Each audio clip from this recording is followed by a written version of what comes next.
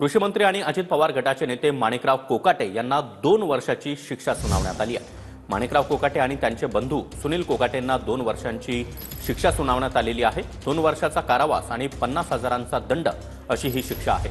1995 मधील कागदपत्रांची फेरफार आणि फसवणूक प्रकरणामध्ये ही शिक्षा सुनावण्यात आली आहे। तर माजी मंत्री तुकाराम दिघोळे यांनी या संदर्भात दाखल केली होती याचिका। वरच्या कोर्टाने स्थगिती दिली नाही तर कोकाटेंची आमदारकी देखील जाण्याची शक्यता आहे। अजित पवार गटाचे नेते माणिकराव कोकाटे त्यामुळे आता अडचणीत आले।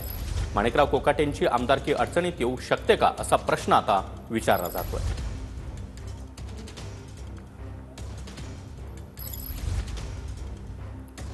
तर कोकाटेंना 2 वर्षांच्या कारावासाची शिक्षा आहे, त्यांची आमदारकी रद्द होणार का असा प्रश्न उपस्थित होतोय। कारण 1995 मध्ये कागदपत्रांची फेरफार आणि फसवणूक केल्याच्या प्रकरणामध्ये कोकाटे दोषी आढळले। माणिकराव कोकाटे आणि त्यांचे भाऊ सुनील कोकाटेंविरोधात गुन्हा दाखल करण्यात आलेला होता। माजी मंत्री तुकाराम दिघोळे यांनी या संदर्भात याचिका दाखल केली होती। नाशिक जिल्हा न्यायालयाने कोकाटे आणि त्यांच्या भावाला 2 वर्षांची शिक्षा सुनावली आहे।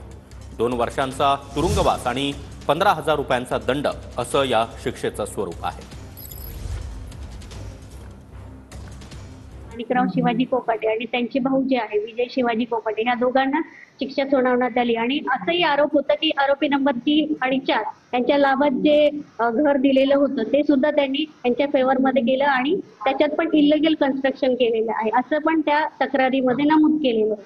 पण मग ही जी 3 आणि 4 नंबरचे आरोपी तर ते तिथे राहतात तर त्यांचं घर पण नाही, ते नाही राहत। हे 1 नंबरचे जे आहे ना हेच त्याचा उपभोग घेत माणिकराव कोकाटे। अच्छा, म्हणजे हे 4ही घर कोकाटेंकडे, 4 जे फ्लॅट्स आहेत हा हा चौघांना जे अलॉट झालेले आहेत शासनाकडून।